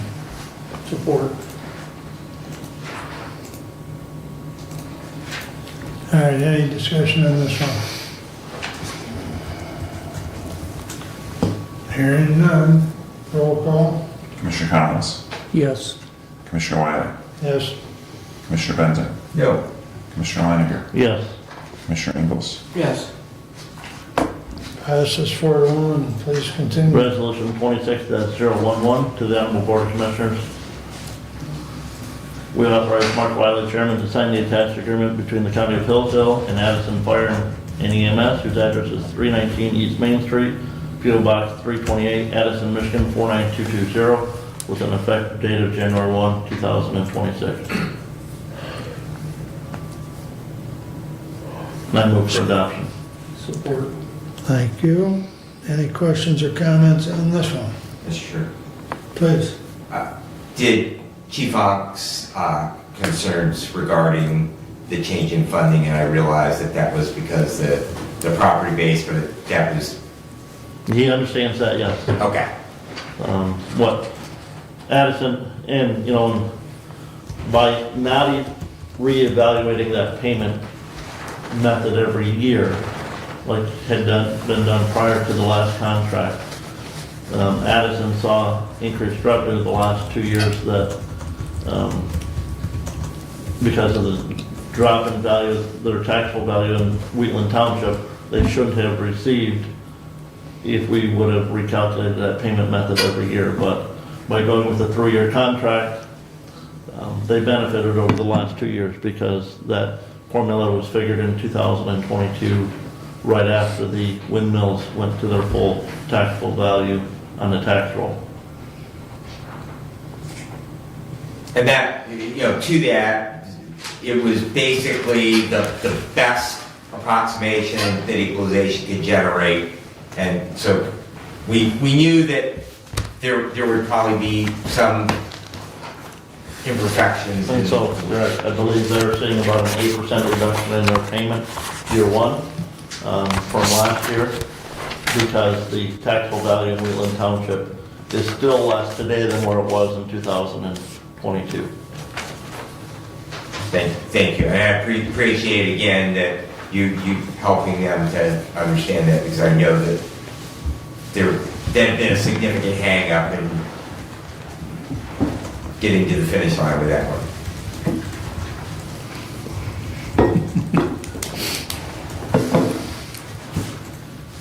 Okay. Roll call on 26-011. Commissioner Wiley? Yes. Commissioner Benzing? No. Commissioner Leininger? Yes. Commissioner Ingalls? Yes. Commissioner Collins? Yes. Passes 4-1. Please continue. Resolution 26-012 to the Animal Board of Commissioners. We authorize Mark Wiley, Chairman, to sign the attached agreement between the County of Hillsdale and Somerset Township Fire and EMS, whose address is 12715 East Chicago Street, Chicago Road, P.O. Box 69, Somerset Center, Michigan 49282, with an effective date of January 1, 2026, and I move for adoption. Support. Is there any discussion on this one? Roll call, please. Commissioner Benzing? I'm going to remain consistent and vote no. Commissioner Leininger? Yes. Commissioner Ingalls? Yes. Commissioner Collins? Yes. Commissioner Wiley? Yes. It's a good thing you stayed consistent, because I had already wrote it down as passing Thank- 4-1. Okay, perfect. And to that, there's nothing against any of the work that was done here. There's nothing against any of the agencies. I just believe in my heart of hearts that there's probably a better way of doing this. So. Understood. All right, please continue with your report, Brent. All right, well, first of all, I want to thank the Drain Commissioner and his staff for letting me attend the pre-bid meeting for the Boyd Drain project. That is a petition project that was submitted by the Village of Waldron. Then there was a pre-bid meeting with the Drain Commissioner's architect firm last week, and there were 5 contractors that showed up at that meeting. Bids on that are due and will be opened on January 22nd at 10 a.m. And some extensive work there to be done on that Boyd drainage project. The other nice thing that I was glad to see is the substantial completion date for that is August 31st. I say that because as part of that project there will be 2 road cuts that have to be made as part of that drainage project, and one of those is on North Main Street, the other one is on Water Street. And Labor Day in Waldron is the town festival time, and you have to go down Water Street to get to where the car show and tractor pull is at, and so that requiring that work be done by then is a great need. The other thing I was part of that work will be putting or replacing drainage tile across the part of the school property, and just able to stress to the contractors that need to make sure that that's done in the summer when there isn't any school in session as well. So the great news was that there were 5 contractors there interested in working on that project and looking at that. So look forward to seeing those bids come in. When those bids do come in, commissioners, we will then be looking at probably a bonding project for the Boyd Drainage District to take care of that cost and spreading that cost out probably over several years for the citizens there to pay for that. But some of the tile, when they were trying to put their cameras down, they couldn't even get all the way down some of that tile that's there because it is collapsed so bad. So, Is that to address the flooding that's at the Family Dollar and so on? well, Commissioner, there's always been flooding there, but yeah, trying to mitigate that water. That was staining. coming from the high school as well. Well, Some the of water that. comes from the north, Commissioner, down through there. The work itself, there will be some open ditch cleaning that'll go on that drain down toward southeast of the village, down towards and following that drain, and then north of where the tile that's being worked on dumps into that drain. There's also going to be some open ditch cleaning going to the north and west of that going upstream, because keeping that ditch in proper functioning aspect helps mitigate that water flow as best as possible. So, but again, those bids will be in on the 22nd. And, I guess I did not talk to Matt or his staff to see when he thought that we would be looking at the bonding here for that, but the notice to proceed on that is to be issued to the winning contractor by March 31st of this year. So some good work going on there at the Drainage Commission. Commissioner, is the village going to be able to coordinate on any of that? And the reason why I ask simply is North Adams Village, there's been ongoing discussion for years and years about the drains within the village and how that they then tie into the county drain system and what is and what isn't a county drain. And so because that project is really right in the heart of the village of Waldron, Are they gonna be able to piggyback on that and do any great improvements Well, with it? where the tile is going in, Commissioner, there would be very little village tiles that would tie into it because it's going up across primarily, or all of it is going across private property. Other than that, that's going across the school property. The Drain Commissioner did stress to the contractors that and part of the work, there's actually 2 tiles in the one area right now. One of those will be abandoned and the other one will be replaced. And so the Drain Commissioner stressed that any private drain that currently enters that current county drain will need to be connected to the new county drain as well. I do know that part of that goes up across the school property. There is some drains from the school itself that tie into that county drain to carry that water then further to the south. So, but yeah, I don't believe there's any village drains that would be tied into that. Thank you. Sorry about that.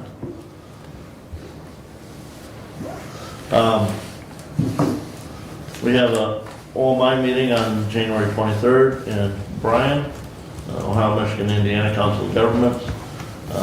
There was a lack of a quorum at our last meeting, so no action was taken. The Williams County, Ohio is probably looking at expending some of their own resources to pay for monitoring and water quality testing of the wells in Williams County. Steuben County, Indiana is as well. The Michigan office of USGS still has some funds left and is still monitoring the levels of the wells that they put in Hillsdale County. But I've asked for how much of that money is left and have not been told that figure. So, and seeing how we're not the ones who contributed it, I'm not sure we'll be told how much is left.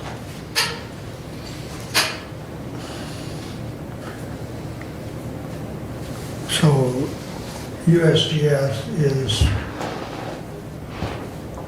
there's a lack of transparency as far as the accounting of those dollars? Well, again, I'm sure that they're accounting for them, but why would they account for them to us? Because we didn't pay them those dollars. Those funds came from the state of Michigan. That is true. And the same for the dollars that came from the state Same of for the Ohio. dollars that came from the state of Ohio and Ohio, because Indiana, I don't believe, Indiana didn't did hand not up yet. contribute. But they are public entities, so you would certainly believe that that would be public information. Might be worth a call to a certain congressman's office. I find agencies are particularly responsive to calls from congressional staffers.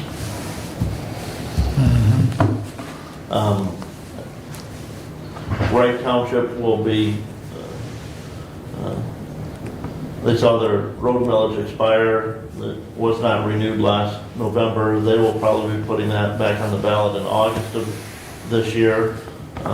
That local road millage is very vital there for the township. I know Commissioner Ingles has been at some road commission meetings where they've talked about some bridges down there in Wright Township that are going to have to be replaced in the near future. One of those bridges that I believe the projected cost is far in excess of $3 million. And the township's share on that is 5%. And without that road millage, the township just doesn't have the funds to come up with that 5%. So, And even with the projected state money that's going to be coming into the road commission, they're hoping to utilize that for much of the new bridge work. But there still is a match that goes with that, those dollars. So. well, and that one bridge that's in excess of $3 million is called Four Corner Bridge because it transverses a road intersection on a diagonal.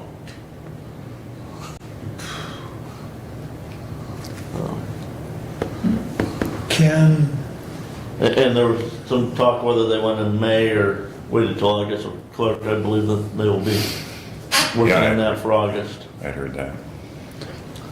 What I was gonna ask is, can the match be set up on a payment schedule? It can be, and they have, I know the road commission has worked on that in the past. The last I knew, there were,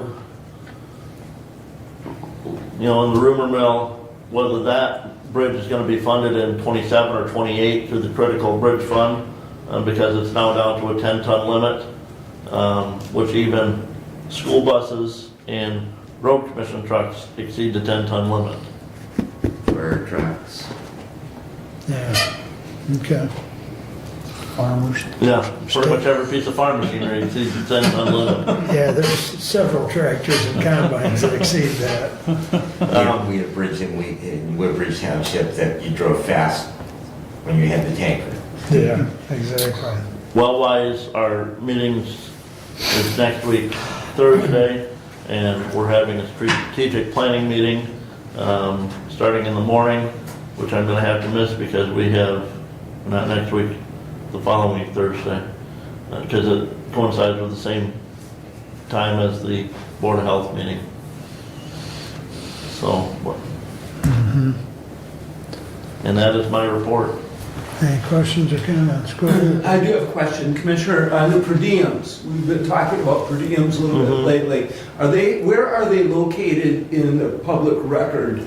Are they in our consent agenda and I just missed it? How does the public know what the per diems of the commissioners are monthly? They would have to, if somebody wanted to know that they are not in the public record like that, they would have to submit a FOIA request for a copy of that information. What are you referring to specifically? I mean, Me, all of us, not specifically, it just occurred to me, because Commissioner Langer and myself had a little communication on per diems that Just like in the past, when we weren't using ADP for submitting those, submitting those on a Excel spreadsheet. the challenge in how we've changed how we record our, per diems is a learning curve for me especially. But even there, if somebody wanted that was not included in the monthly payroll report because that was considered, paid as part of payroll. Anybody could have submitted a FOIA request for a copy of those. well, correct me if I'm wrong, but we're $70 for a 4-hour or all-day meeting, $35 for a half-day, Correct. and then we get mileage for our meetings, which is at the federal rate, which I believe As of is January 1st, went to 72.5 cents. 72.5 cents Yes.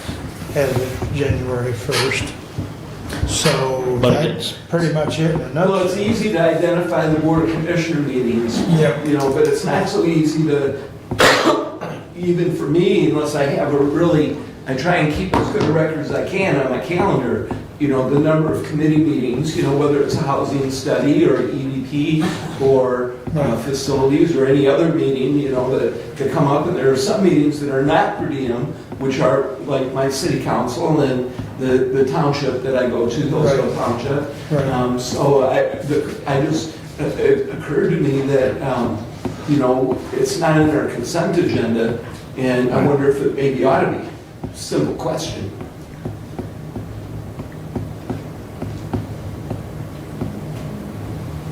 They could probably be, they could probably be posted real simple as far as the 70, 35 and the mileage.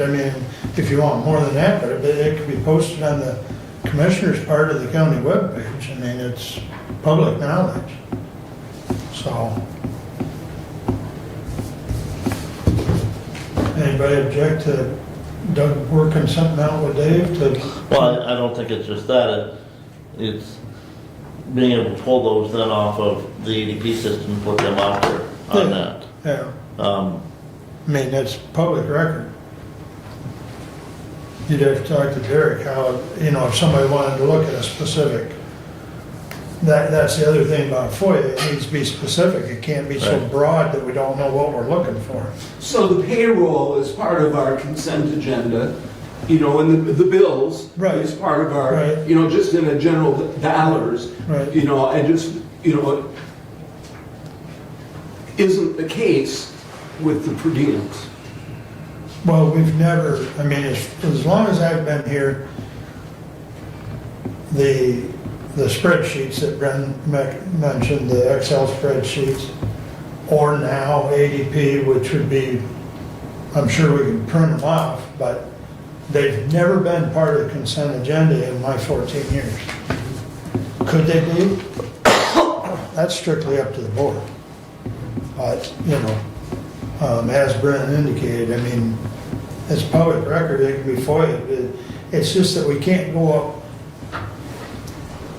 Under FOIA, it has to be specific enough that we know what we're looking for. It can't be just, we want all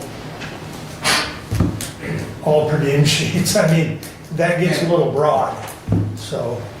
And you may recall, Commissioner, I do, when we actually hand wrote those. Oh, yeah. And, I think probably it was Commissioner Leininger that, created No. the Excel sheet. No, they were there before. Oh, okay, maybe it was Caswell then. Well, He was budget chair, so it's very possible. Actually, I created that with Marty Okay. Cass, Okay. so. So, and that was really nice because, now formatting and definitely a lot, because my handwriting has got pretty bad, so not having to handwrite those out. But I did like those because we were submitting that with our signature on it and a date and, some form of date and detail as to, what that per diem was for. And, to that idea, good, bad, or indifferent, I certainly don't have any objection that we, in addition to submitting, I still do use that tool because it makes it easy for me to keep track of. It just basically creates and I compare it to my phone calendar.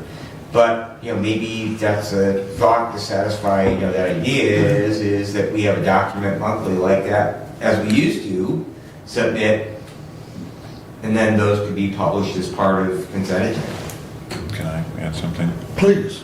Actually, thank you for mentioning consent, because I think that's the simplest solution. Posting something on the website would be more cumbersome. Adding it to, or actually, no, you said consent, didn't you? Adding it to, it's really, in my opinion, it's already part of consent with the payroll and transfer resolution that's listed every month anyway. It's incorporated in that. So why not just put it, if you want to publish your guys' per diems, get a report from Derek and put it in correspondence, and then.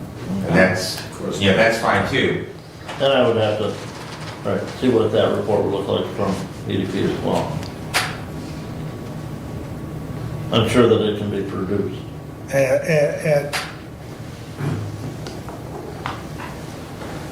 At the request of the chairman, I would ask you bring that back to the meeting on the 27th with, bring back what it would look like.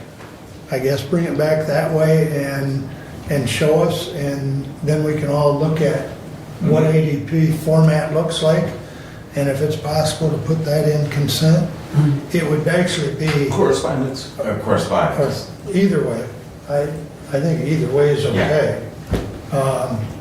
Because it would be, you could even attach it to the bill, the payroll approval as a attachment. But, so bring that back. So My question is, what are we trying to accomplish? transparency, Okay. that's all it Because is transparency, And correct? Doug? accountability. Huh? And accountability. Yeah. This is, Yeah. this is, It didn't sound that way to me when Doug was making his, it sounded like it was more him figuring out between his calendar, his phone and his thing. It sort of goes and putting hand it in on- hand. And You know, putting as it a matter on, of but fact. I don't see what having it on correspondence is gonna help you out on For that. doing it. You're correct. Okay. But for, just general knowledge for the public, I think it's important to. I have no problem with that. That's not, Yeah. but what I'm getting at is where you started was you putting it in and knowing what meetings you have and having to go back and forth between your Right, phone and that's your where the iPad. conversation began, and it has evolved as we go, and I think it's evolved in a good fashion. Okay, we'll look at that. Did you put a placeholder for Brent on that? If you would. I was just texting David, you're welcome. Oh. I'll do that next. But we'll put Did a they placeholder. let you into their lunch bunch? I mean, Derek and David. I'm too busy for that. Okay. Anything else for Brent? Yeah, when you bring that back, have like at least 6 copies of printed, so we can look at what it would appear as, which I'm sure that's able to pull it off, but I'm curious as to how that'll look. And that's just, I'm just wondering the timeline, time that's gonna take as well. Well, exactly. If it's a quick, easy thing, that's one thing, but if it's cumbersome, Sounds like a sort to me, sort Yeah. and filter. I don't know. yeah. Well, and keep in mind, if it works out that what Brent's able to bring back to us, it's always gonna be, it's gonna be behind it. Yeah. I mean, it's not gonna be current today because it's being pulled. Yeah, okay, as long as everybody understands. All right, moving right along. 26-013 to the Honorable Board of Commissioners. We, the Board of Commissioners, approve the attached 2026 Hillsdale County Board of Commissioners Committee assignments. I submit for approval of Mark Wiley, Chairman of the Board. Support. Supported.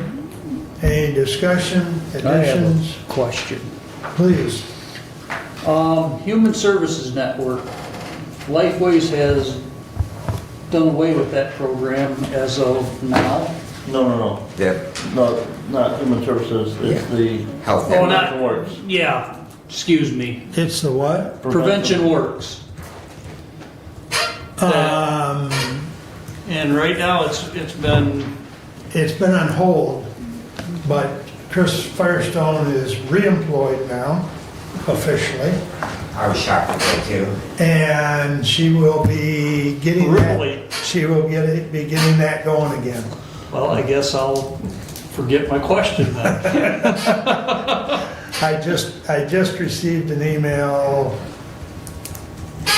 I don't know, within the last few days, I can't remember, but it's all official, she's been rehired.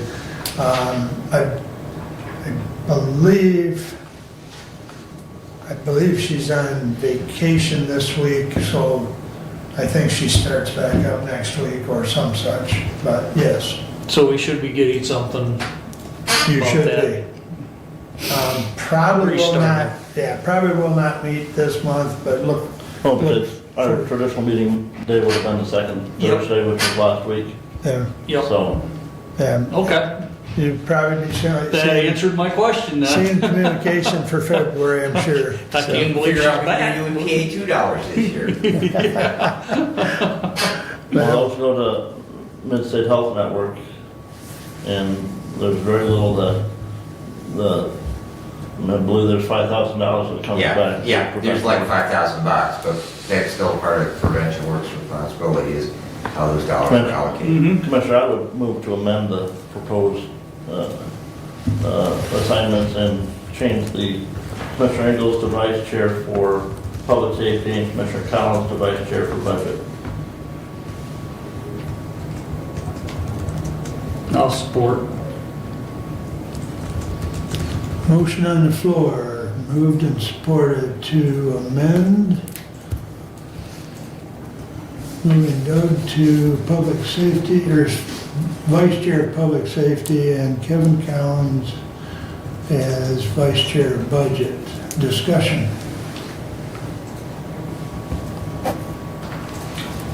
My discussion would be that I've got 2 years invested in the budget, and I would prefer to stay. Duly noted.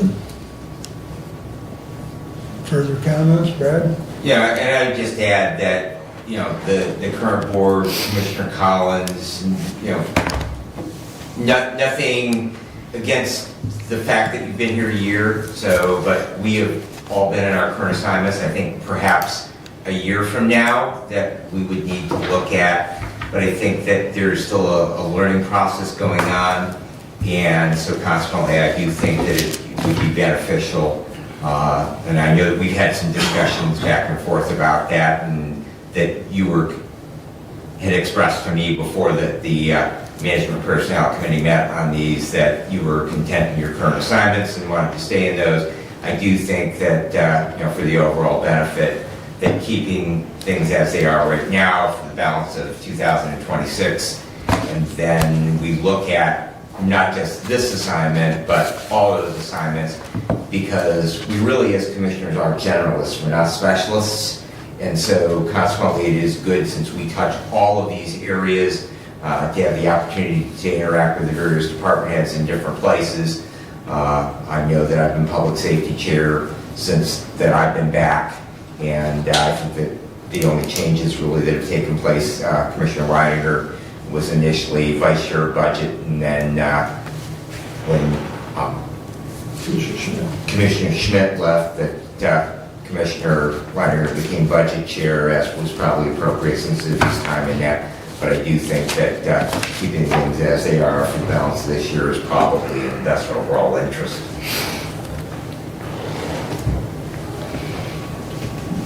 Any other comments on the motion to amend? I guess what I'm looking at is the thing of the whole complex of this board is going to change in 3 years.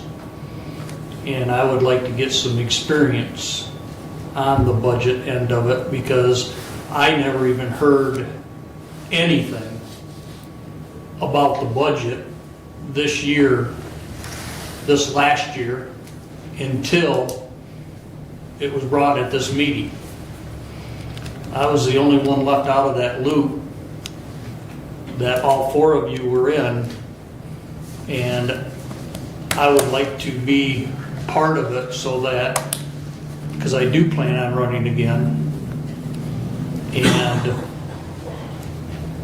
I would like to be part of that for the knowledge. And in 2 years, this makeup of the board could be the same.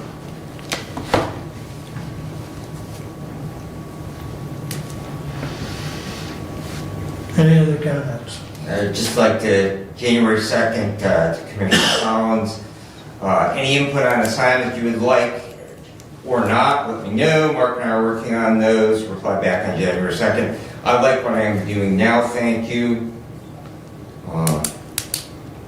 So evidently between the 2nd of January and the 13th, Commissioner Collins has changed his position on that.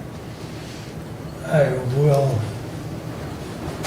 reflect that when you and I talked about that, I did indicate to you that he expressed to me on the phone that he had interest in Vice Chair of Finance, so in any event. Roll call, please. This is on the amendment. This is on the amendment. Commissioner Leininger? Yes. Yes. Commissioner Ingles? No. Commissioner Collins? Yes. Commissioner Wiley? Yes. Commissioner Benton? No.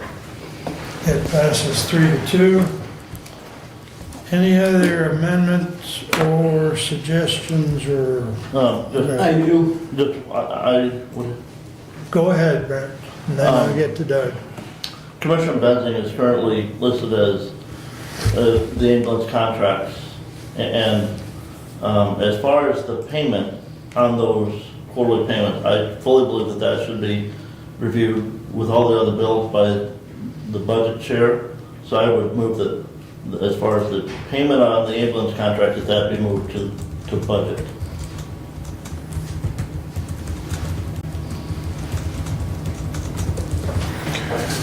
Where is that It is underneath. It's under Brad on the second page. Yeah, second page. It's the very first item. So just moving that, Well, or just specific to payments, or how? Again, it's the payment, the approval of that payment, and I know that there are some, Well, it's approval of the compliance to the contract. yeah, And I would argue that I'm the only person here that has an EMS license. So, point of order, there's a motion, and I don't think there's any support for that. did you make that I a would move motion? to move that, yes. Thank you. And thank you to the clerk. Is there support for that?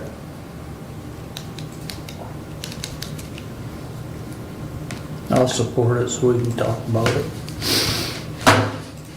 Well, first of all, I'm gonna point out that I understand the budgetary comment. However, ambulance service in general falls under public safety. But we're talking about approving of the payment, Commissioner, per se. Yeah. And we had the clerk's office was ready to issue payments because they had received notification that their quarterly reports were okay on some of these agencies that had submitted their fourth quarter report. But we didn't have a contract in place to even issue a payment on here for January 15th. Well, And additionally, yeah. we had not received the audit from some of those agencies either, which were part of the contract that's required to be received prior to issuing payment.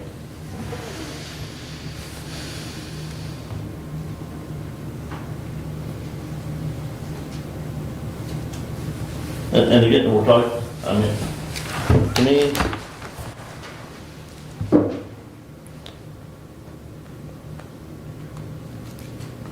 The payment schedule is January 15th, I believe, isn't it? January 15th, Yeah. but we still have to have a contract in place because the contract ended December 31st. Understand, and today's the 13th, so if we've already passed this contract, so the payment can be made on schedule. They have to sign them, yes, and get them back in.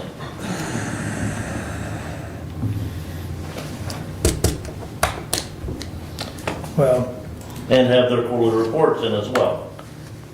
there have been, this is probably maybe only the second time in my time in office that we haven't had these contracts done by the end of December. I mean, we don't Right, yeah. run over, I think there's been one or two other times, maybe.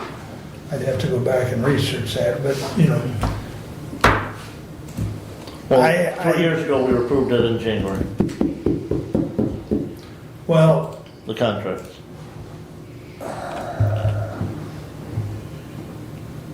you know, we signed, or the board authorized Brad and I to sign the union contracts, but yet the final version isn't done and in front of us. But by them ratifying and by us approving us to sign, those contracts are in place. I'm of the opinion, since these have been brought to us, and you've indicated that they've agreed to the terms, these contracts are enforceable today. But that's just my opinion, gentlemen. I'm not in favor of moving that out of public safety. So, any other comments?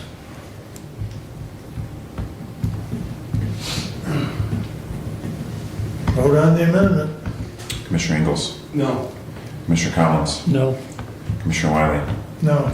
Commissioner Benzing, No. Commissioner Leininger. Yes. Fails 4-1. Any other amendments to the committee assignments?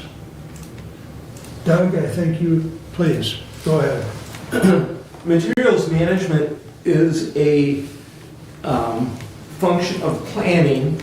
It's also a function of budget because it is working just with grant money. I have carried the ball for a year in order to accomplish receiving of the grant process, and I have accomplished bringing the Materials Management Planning Committee to existence, and I'm finished with Materials Management Planning.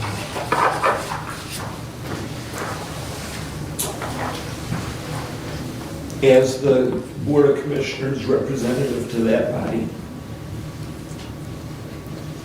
That is listed under your committee assignment. Are you making a motion?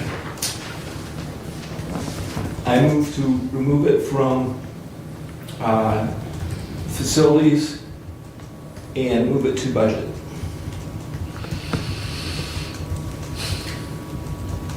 Do we have a support? I'll support that. Discussion.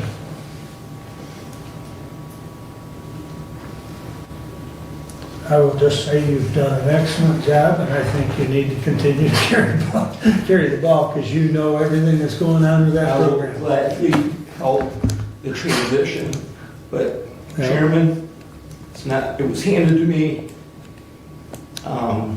without the preparation of knowing, and it has become, as I said, a budget item and a planning item, which would be Commissioner Collins. And so I am not willing to continue with materials management. In spite of your encouragement, it's not my committee any longer. I resigned from that committee. Further discussion on that? Just clarification, because under the committee assignments is listed as environmental services, and then in parentheses, solid waste plan, which actually should be amended to materials management plan. But is that the item that we would be moving? Well, it asks, It's listed twice. yeah, I it's believe, listed, Commissioner. yeah. Right. Yeah. Oh, I see, yeah, I see what you're saying, Ben. Okay. So would both of those get moved? I think if it's all right with you, I think it would just be a clerical error, because I probably, when I created this last year, I didn't catch that it was the same thing, so I just strike that on the new. Is everyone, do we have consensus to strike that environmental services solid waste plan? Any objections? That is stricken. Okay, so we're dealing with a motion to move Material Management Planning Committee from Doug's committee assignments to be under budget, which would be under Brent's title. All right. Any further discussion? Roll call, please. Commissioner Collins, Yes. Commissioner Wiley, No. Commissioner Benson, Yes. Commissioner Leininger, No. Commissioner Ingalls. Yes. Uh-oh. Passes 3-2. Brent, you and Kevin now have that.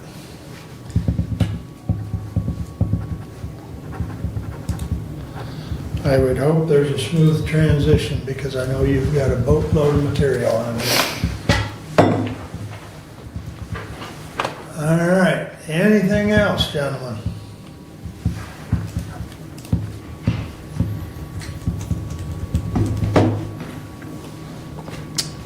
All right, now we've got to go back and vote on The resolution. the resolution as amended. Had to get back to the right page. So 26-013 as amended, roll call vote, please. Commissioner Wiley, Yes. Commissioner Benson, No. Commissioner Leininger, Yes. Commissioner Ingalls, No. Commissioner Collins. Yes. All right. The resolution as amended passes 3-2. Thank you, and welcome to 2026. All right. Couple items I have quickly.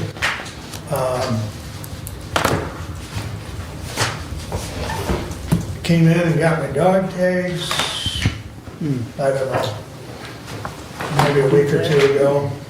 And Caitlin waited on me, and it went slicker than slick. I mean, and the tags are in, by the way. So I got my tags and a slip, and out the door I went. It was, I think it went really, really well. So thank you to the treasurer's office, and, you know. Just the same as usual. Anyways,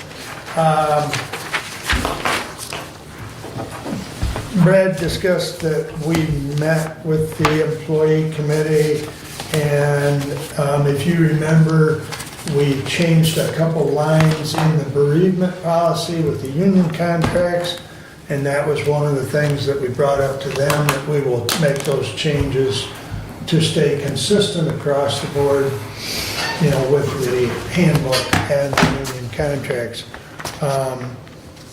We've asked them if they have, that they can reach out to other employees. There was a few, at least one or two that generally come were absent. We've also reached out to the Central Dispatch. Yep, and we'll address that tomorrow, or no, Thursday afternoon when we meet with them. The word we gave them was they've got till about the end of the month, is what we said, to give us feedback. And one of the items we wanted them to really reach out to was there was some talk about dress code, and do we put that in the handbook, and what does that look like? And of course, we'll run that by the attorney as well.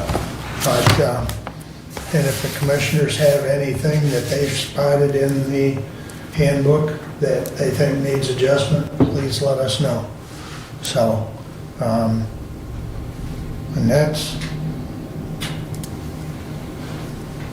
all I have, other than I attended a couple meetings last night, and I get to see, I'm surprised on how much I get to see Greg Bailey when he's doing their audits or their, you know, books for them. So I think I've seen him 3 times here in the last couple months. So, but anyways, unless anyone's got any questions for me. All right, that brings us up to public comment again, I believe. Yes. Anyone wish to address the board at this time? Seeing none. Thank you everyone for attending. And, we've had a typo. Additional business is normally next, so we'll add that in and we'll make sure it gets on the next additional business. Doug? Brad? Brent? Commissioner, Lieber 1646, page 318 was the original recording of the deed of the transfer of the property from Frontier Communications to the County of Hillsdale. There was an affidavit of correction done on Lieber 1650, page 296 on the tower property in Jefferson Township. Okay, thank you. Very good. And that is in the, you can actually see those in the GIS system. Very good, thank you. Okay. Kevin? Nope. Have a wonderful day. Thank you, one and all.